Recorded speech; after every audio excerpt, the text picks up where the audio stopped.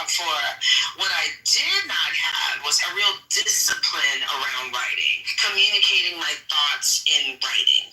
So one of the things that was really great for me about the workshop was, quite frankly, writing on demand. That's probably my biggest takeaway from the workshop, of just write it, right? If you told me I had 6 weeks to write it, or 6 hours, or 6 minutes, you can do it. So it was really powerful and validating and encouraging for me to see what the group was able to come up with in the space of 10 minutes or 7 minutes. It kind of took the pressure off of, you're being too hard on yourself. Just sit down, just write, and just trust that you have something to say. And I just feel way more equipped and disciplined than I did before, which is kind of a miracle over the course of just a few weeks.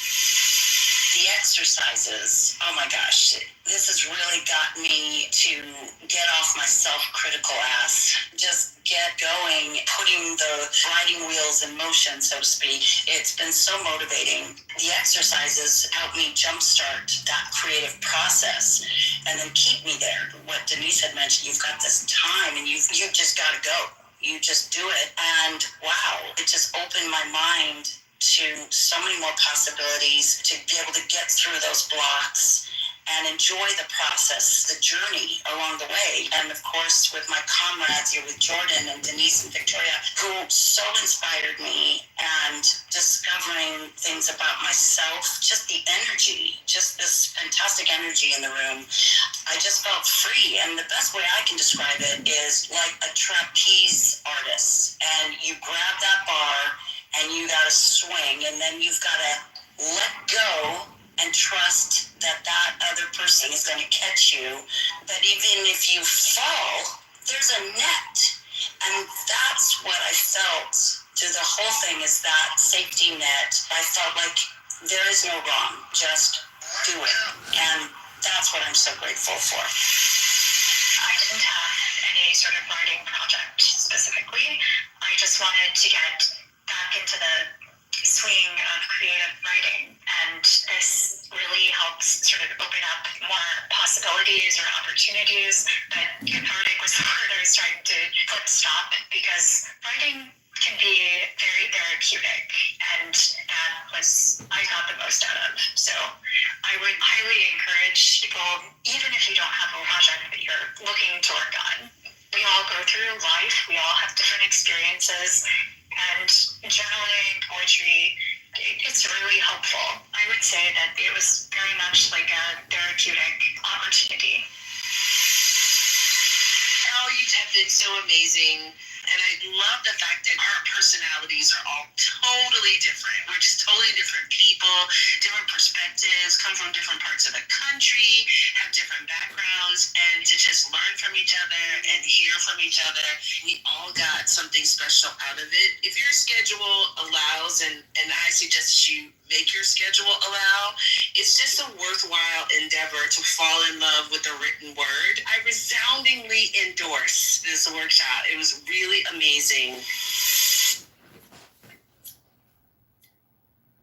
Yeah, so that gives you a little taste of what people have experienced. One of those voices sound familiar. I just can't put it It might have been Denise Hamilton, who you may know. Denise wrote a book that came out last year called Indivisible. The other people were Odile Curcio. I don't know if you know Odile. Dr. Jordan and Victoria, who's been in and out of this room. I know there's been some engagement with Victoria. That's cool, though. Yeah, thanks. It was, like I said, it was totally an experiment, because people kept coming to me saying, oh, I have this project, but they weren't in a position to be able to hire me to work with them. And then finally somebody said, well, would you do your workshops? And I thought, well, I've never done anything online that way. I mean, I do like writing retreats, all over the country and things like that. But it turned out to be really a great platform to do it on. It's totally different than being in a normal clubhouse room. I mean, we don't multitask. We don't ever record anything. I have no recordings of the workshops because it's very intimate. People get very emotional. They're writing about very personal stuff. So it's really a safe place.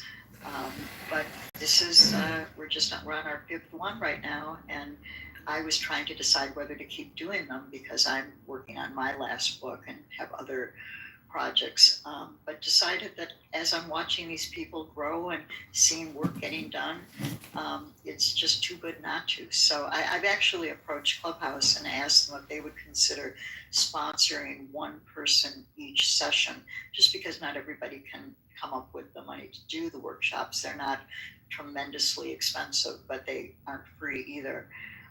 And I want to see as many people be able to have this experience as possible. So, and it gives me a lot. It's really an honor and a pleasure to get to midwife other people's work. So, yeah, thanks for letting me share it. You give me 6 more months on this app, trust me, I got 4 stories already. Because every character, every person that comes on this app, I mean, y'all are characters. I mean, I know I'm a character too, but y'all are real characters. There's a movie here, Dan. There's a movie called Clubhouse for sure.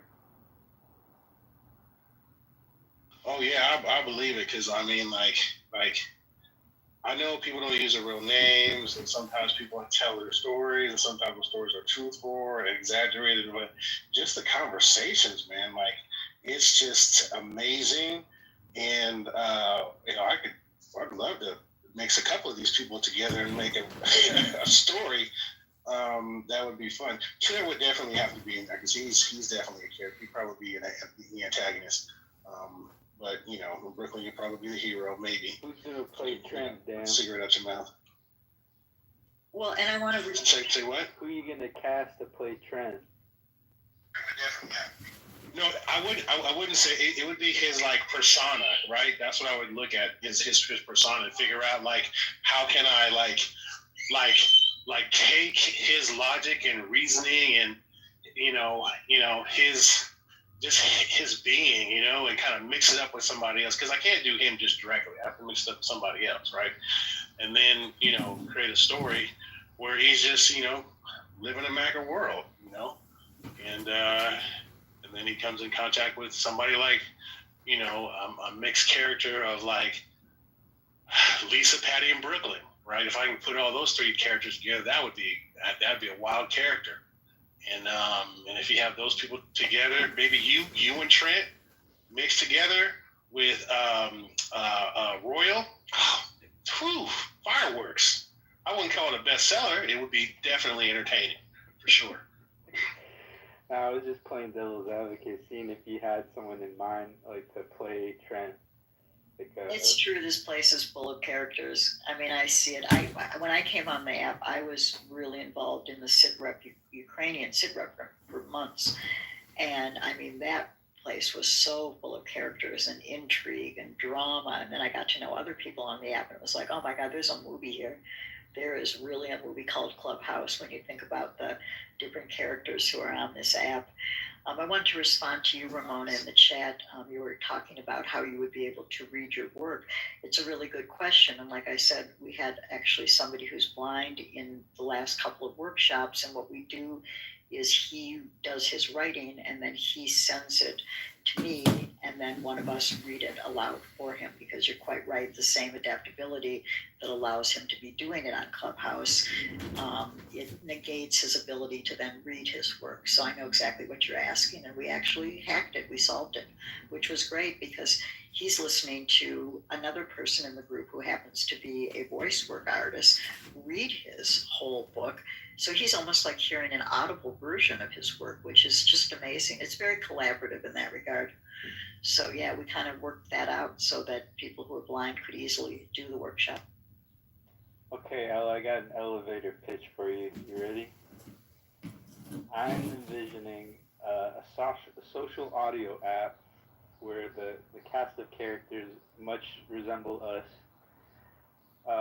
organically, naturally come together and do independent journalism based on the current administration that's failing. In this fictional comedy thriller, it would have to be a comedy. You got that right.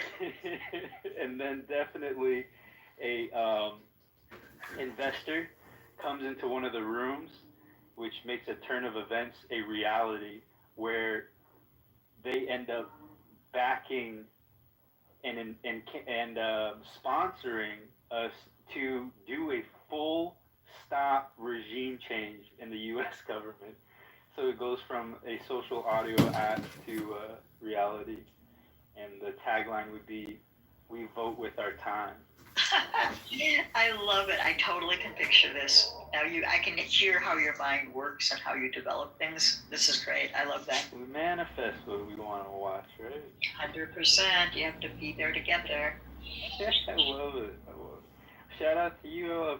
I wish you nothing but success with the workshop. Sounds like it doesn't need much more promoting. Sounds like it's running on its own. That's awesome. Well, it is, and the thing is, I only allow 4 people per workshop because I just can't give people the amount of attention that they need and the quality of attention with any more than 4 people in a 2-hour workshop. So that limits my ability to only be able to do that. So I will be, like I said, opening registration for September, probably this next week. But I can always do 2 workshops at a time, but my plate is starting to fill up. I'm also still recovering from lung cancer. Oh, I was diagnosed a little over a year ago and went through treatment, and actually this coming Monday is my 1-year follow-up. So prayers from everybody if you got them.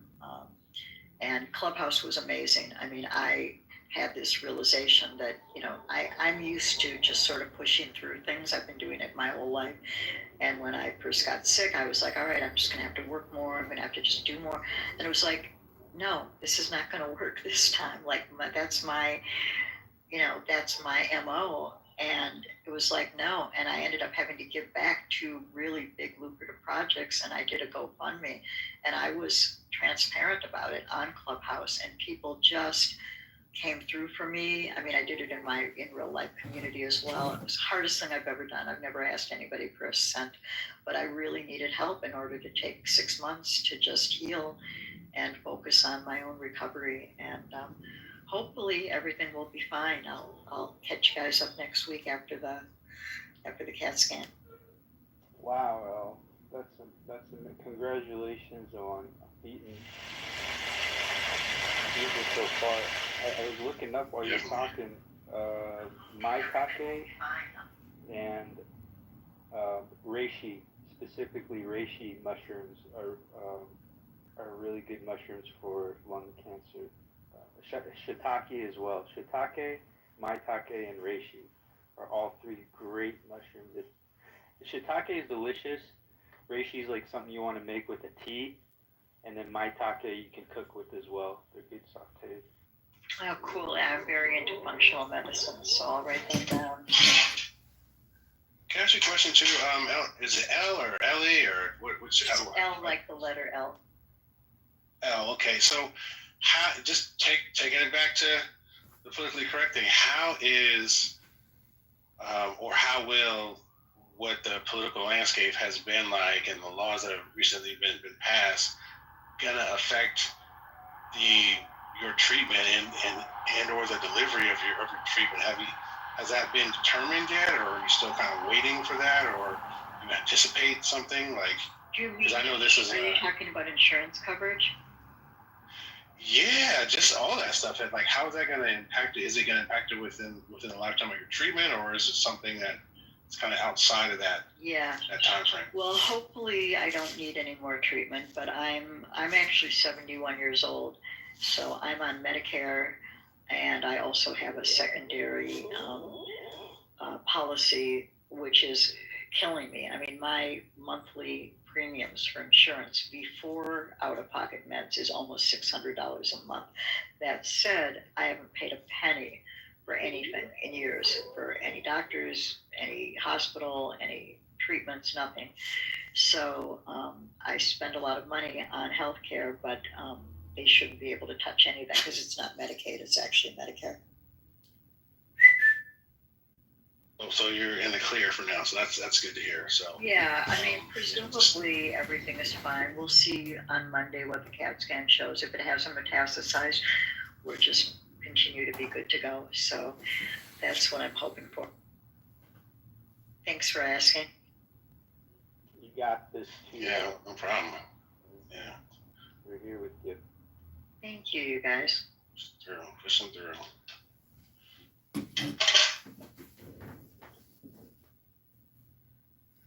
They said green tea is a good tea of choice.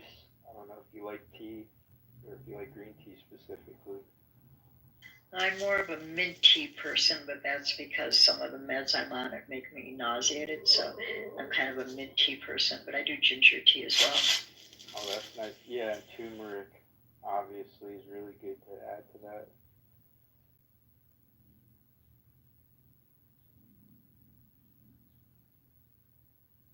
Yeah, I have 2 aunts that beat breast cancer, and yeah, it's so sad seeing women younger and younger, facing cancer. Um, it really is, let food be thy medicine, as they say. I think Joe Salatin said that.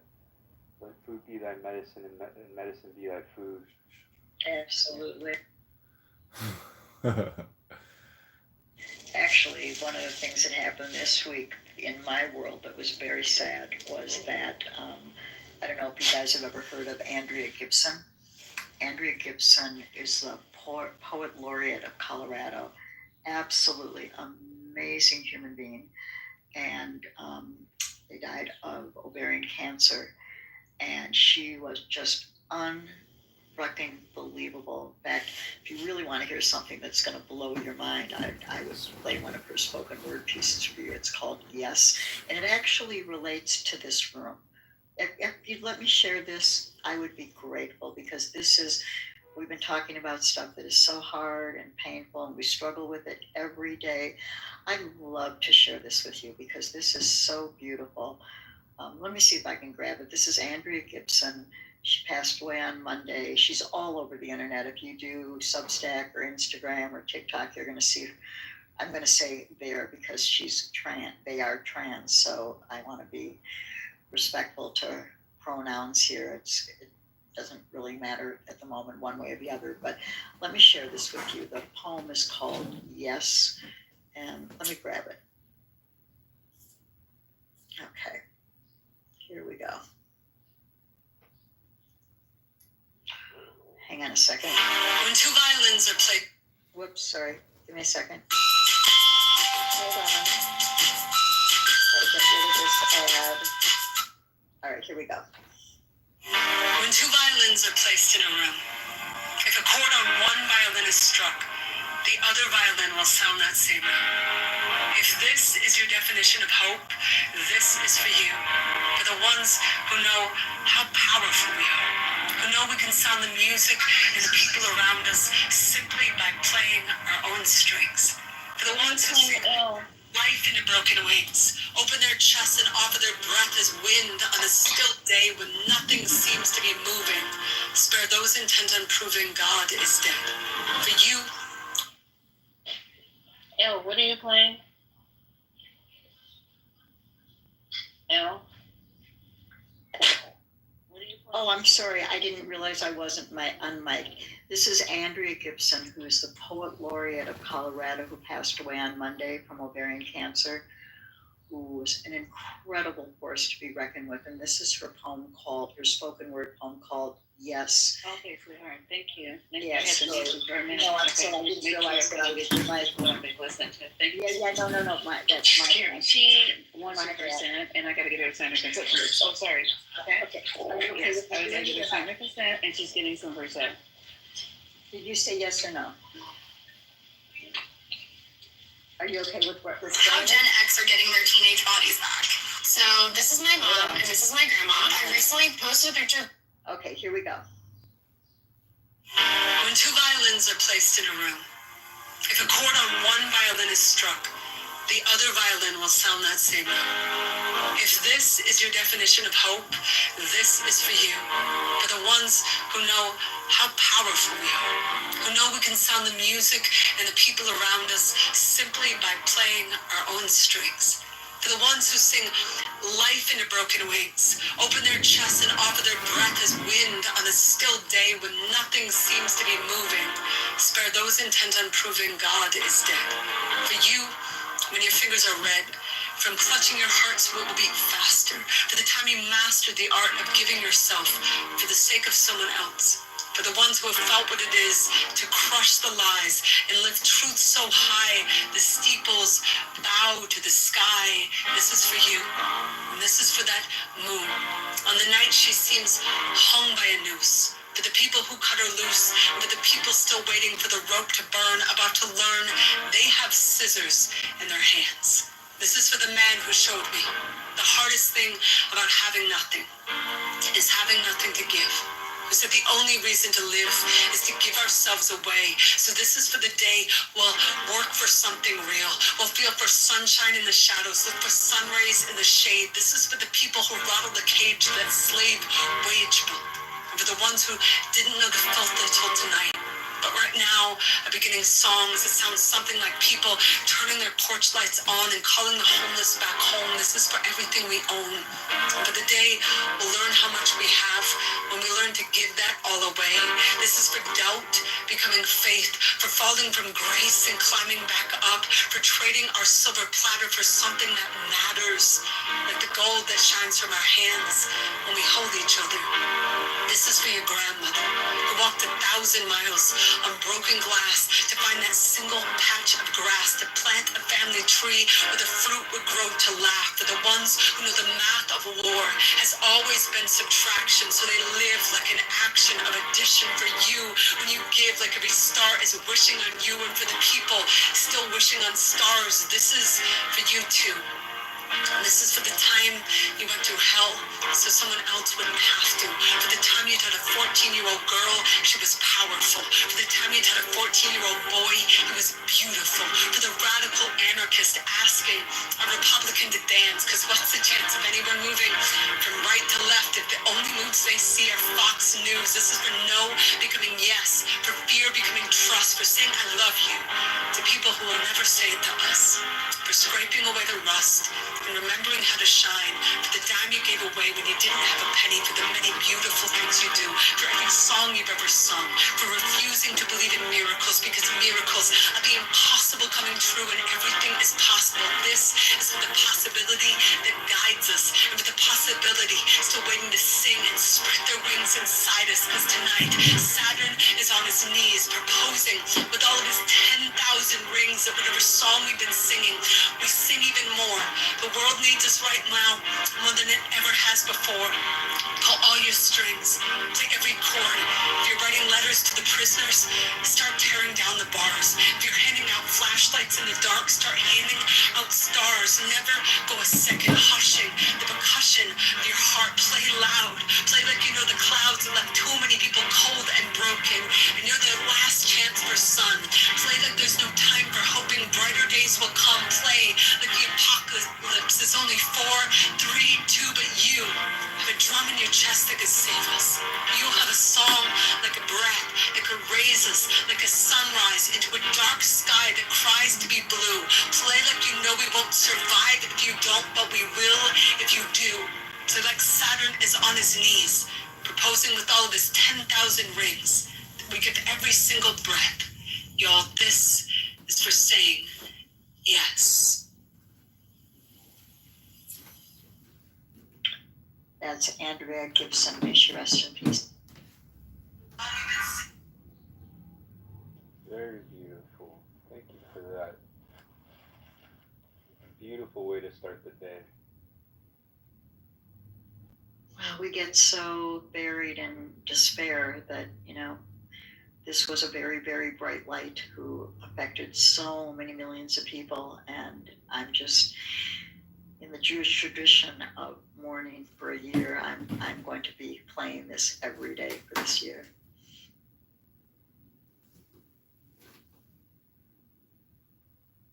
It's a mitzvah, as your people will say.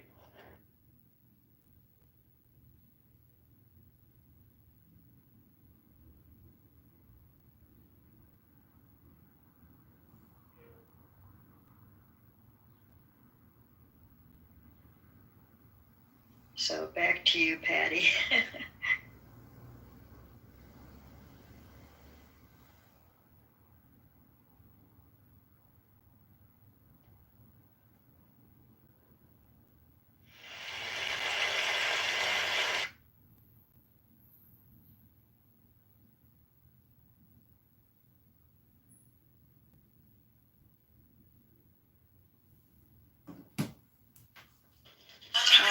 you say she was, Elle? I'm sorry, missed that.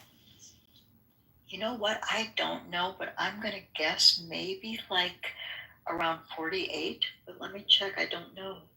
I know she was diagnosed 2 years ago. This was recorded right after she was diagnosed. And you can see watching, I keep saying she, and I need to stop doing that. I need to say they because Andrea is trans. I don't know how old. You can see that they're struggling a little bit for breath in this, but I mean, they're so, if you check out something called button poetry, that's where some of the best spoken word is. Let me check and see how old they're. Yeah, I didn't need to know exact, but the point was she was young. Very young.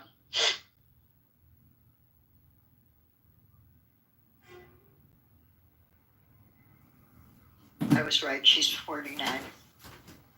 So just shy of turning 50. There was an amazing poem that somebody shared. It was a reel of her sitting there reading something.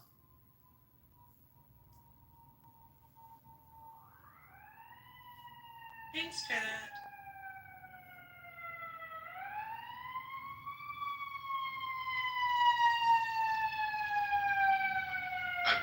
Absolutely, you're very welcome. I would say anytime, but I was woefully ill-equipped to do that. So, yeah, it was.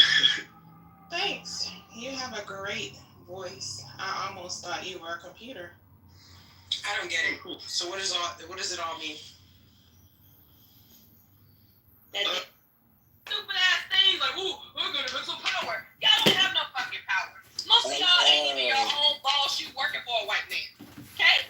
So when y'all talk about these things about will and power, I think the reason why y'all are so obsessed with having power over your woman is because you don't have any power anywhere else in your life. So you are obsessed with having power over your woman. You begging a woman, you begging a woman to like that's crazy. Can I Begging a woman Can I to actually Yo, Breezy. go ahead.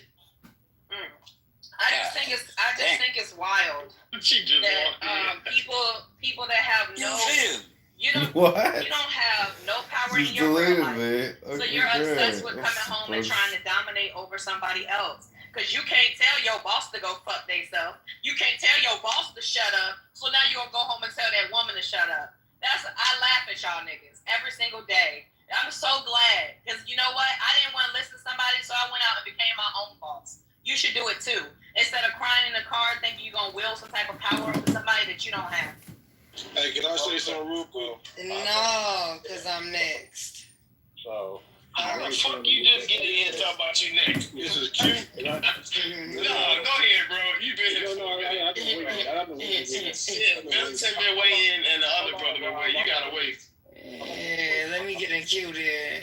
I'm gonna give you a cue. Yeah, It's possible. Laughing over here. Man, mute the fuck up, man.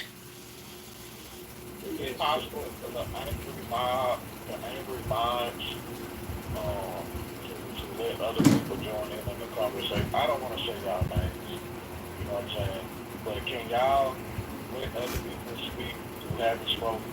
Y'all can kind of like dominate the conversation for a minute and there's other people that want to speak. But y'all mind doing that? Go ahead, Rob. Yeah, that was redundant. We literally just said that. But go ahead. Yeah, I just want to read it. It's not. Hold on. Is it on me? Yes, sir. On you right now. Rob. Angry. Hold on, Breezy. Rob, and then there was another brother that asked me to speak you bad for a minute. And then Breezy. Thanks, man. Appreciate it. Thanks. So, I was just listening, and I put it in the chat that there's no way in this. I've been married before, and I'm saying to somebody right now, we're very serious. If I love you, I'm not trying to put my hands on you. The only way I'm putting my hands on somebody is to protect myself.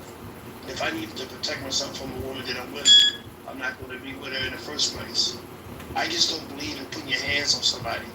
I have no right. I don't want. And as a woman, we're adults, so I don't control you. We don't control each other. You're my woman and I'm your man. You're my wife and I'm your husband. But that doesn't mean I control you because I'm your husband. Doesn't mean I've run roughshod over you because I'm your husband. Sure, I'm the head of the household, but it doesn't mean that I have rights to put my hands on you because you get belligerent or rude. It just means that if you get that way, I'm just gonna leave you alone. But that doesn't give me the right to put my hands on you. And they was talk about this traditional thing about what men used to do. Most men traditionally didn't put their hands on their husbands or they put their hands on their wives. They weren't beating. Most men weren't beating their women over the head. They just weren't. I mean, some were, just like some do now. Which is, to me, is a really sad situation when a man has to put his hands on a woman that he says he loves. Just like a woman putting her hands on a man that she says that she loves, is crazy too. Why would you